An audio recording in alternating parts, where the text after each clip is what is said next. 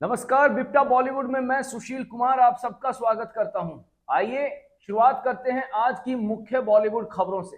Actress रसिका दुग्गल ने मिर्जापुर में ball seal देने पर कहा, हर शॉट से पहले उन्हें पता होता था कि क्या करना है, इसीलिए सहज रही। रसिका इन दिनों नेटफ्लिक्स पर स्ट्रीम हो रही सीरीज दिल्ली क्राइम 3 में एक साहसी किरदार में नजर आ रही हैं। उन्होंने कहा कि फिल्म मंटो उनके करियर का टर्निंग पॉइंट थी, जिसके बाद उन्हें पहचान और काम दोनों मिलने लगे। रसिका को पियानो बजाने का शौक है और अगले जन्म में वे एक म्यूजिशियन बनना चाहती हैं। भोजपुरी फिल्मों की स्टार हीरोइन नीलम गिरी हाल ही में बिग बॉस के घर से बेघर हो गई।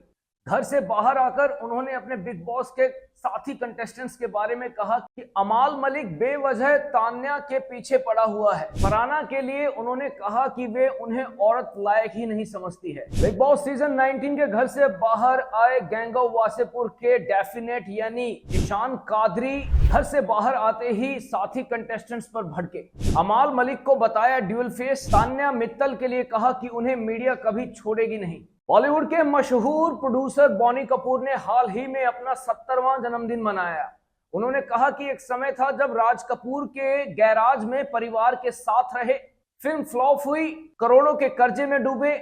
श्रीदेवी से शादी के बाद उनकी किस्मत बदली। पिता बीमार हुए तो घर की जिम्मेदारी संभाली। साल 1990 में आई फिल्म हम 5 से बतौर प्रोड्यूसर अपना किया फिल्मों में डेब्यू। इसके बाद वो 7 दिन से छोटे भाई अनिल कपूर को किया हिंदी सिनेमा में लॉन्च। मुंबई में सलमान खान के माता पिता सलीम खान और सलमा खान की 61वीं सालगिरह का सेलिब्रेशन हुआ। ये सेलिब्रेशन पार्टी सोहेल खान के घर पे हुई, जहां खान परिवार के साथ अन्य कई सेलेब्स भी इस पार्टी में शामिल हुए। सलमान खान भी टाइट सिक्योरिटी के साथ सोहेल खान के घर में इस सेलिब्रेशन में शामिल होने के लिए पहुंचे। बता दें कि सलीम खान ने 18 नवंबर 1964 को सुशीला चर्क से शादी की थी। शादी के बाद उनका नाम सुशीला से बदलकर सलमा खान कर दिया था। सलीम खान को इस शादी से 4 बच्चे हैं, सलमान खान, अरबाज खान, सोहेल खान और बेटी अलवीरा। पाकिस्तानी सिंगर और रैपर तलहा अंजुम ने एक विवाद पैदा कर दिया है। दरअसल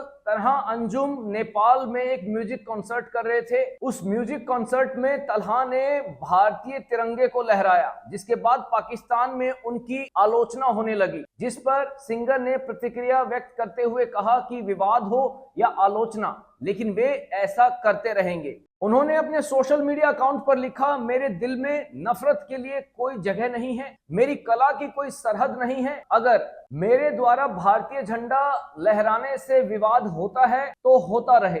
उन्होंने कहा कि मुझे पाकिस्तानी मीडिया और युद्ध की स्थिति पैदा करने वाली सरकारों की परवाह नहीं है। स्पिरिचुअल एक्शन थ्रिलर में टाइगर श्रॉफ होंगे लीड रोल में। इस फिल्म का निर्देशन नीरजा फेम डायरेक्टर राम माधवानी कर रहे हैं। ये फिल्म ग्लोबल ऑडियंस को ध्यान में रखकर बनाई जाएगी। मशहूर फिल्म डायरेक्टर एस राजामौली पर धार्मिक भावनाओं को आहत करने का आरोप लगा है। दरअसल एस राजामौली ने हैदराबाद में अपनी अपकमिंग फिल्म वाराणसी का टीजर लॉन्च इवेंट रखा था। उस इवेंट लॉन्च कार्यक्रम में बार बार टीजर ना चलने से उन्हें गुस्सा आ गया, जिसके बाद वे स्टेज पर पहुंचकर वहां मौजूद लोगों से माफी मांगने लगे। कुछ देर रुककर उन्होंने फिर टीजर को चलाने की कोशिश की, लेकिन वो नहीं चला।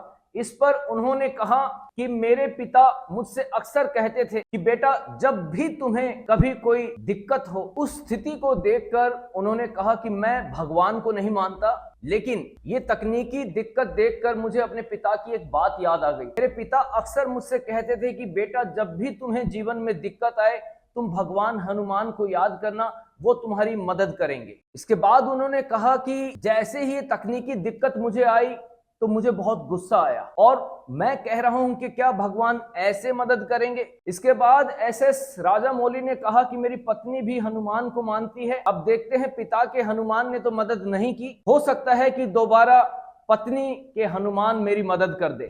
एस राजामौली का ये वीडियो सोशल मीडिया पे वायरल हो गया है, जिसके चलते लोग उन्हें माफी मांगने के लिए कह रहे हैं।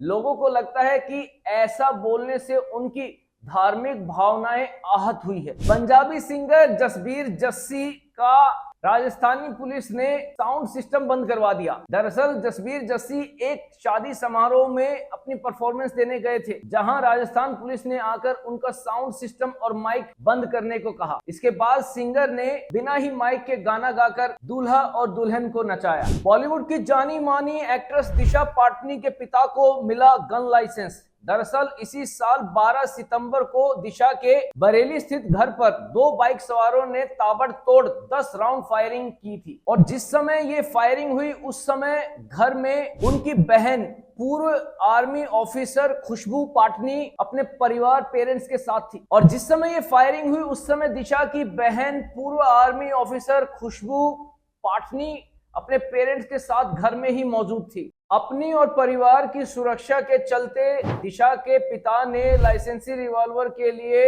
अप्लाई किया था। अपने जमाने के मशहूर विलन प्रेम चोपड़ा को अस्पताल से छुट्टी मिल गई है। दरअसल फेफड़ों में इंफेक्शन के चलते उन्हें हॉस्पिटल में भर्ती कराया गया था। दर्शकों को बता दें कि प्रेम चोपड़ा की आयु 90 वर्ष हो चुकी है। बॉलीवुड की मशहूर एक्ट्रेस कंगना रनौत ने कहा कि बेटा और बेटी में भेदभाव क्यों? देखने को मिलता है कि एशियन घरों, खासकर भारतीय घरों और बॉलीवुड में तो ये आम बात है कि सबको पहले बेटा ही चाहिए। इस बयान के चलते कंगना रनौत फिर से सुर्खियों में बनी हुई है और परिवार धूमधाम से मनाना चाहता है धर्मेंद्र का 90वां जन्मदिन, जिसके लिए परिवार ने जन्मदिन की तैयारियां भी शुरू कर दी है। धर्मेंद्र की सेहत में लगातार सुधार हो रहा है और इस बात की खुशी पूरे परिवार को है।